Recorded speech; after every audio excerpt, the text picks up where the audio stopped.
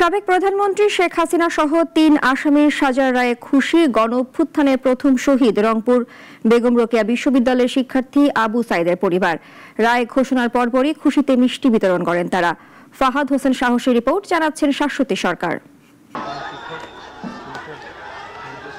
জুলাই আন্দোলনে নিহত রংপুর বেগম রোকেয়া বিশ্ববিদ্যালয়ের শিক্ষার্থী আবু সাইদের পরিবার অবশেষে পেল ন্যায় বিচারের স্বাদ। সাবেক প্রধানমন্ত্রী শেখ হাসিনা সহ ৩ আসামির সাজার রায়ে আবেগ আপ্লুত হয়ে মিষ্টি বিতরণ করে আনন্দ উদযাপন করেছেন তারা। ঘোষিত রায় বাবা মাকে আংশিক স্বস্তি দিলেও কার্যকর না হওয়া পর্যন্ত ন্যায়ের পূর্ণতা মিলবে না বলে জানান তারা। দাবি করেন দ্রুত শেখ হাসিনাকে ফিরিয়ে এনে শাস্তি কার্যকর করার।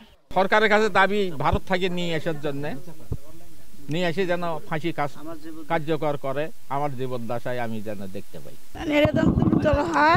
কার্যকারী যেন হয়, আমার আত্মাটা শান্তি হবে, আমার ছেলেটা আমেরিকার আর পাবালই আর ঘুরি পাবালই কার্যকারী জানি হয়।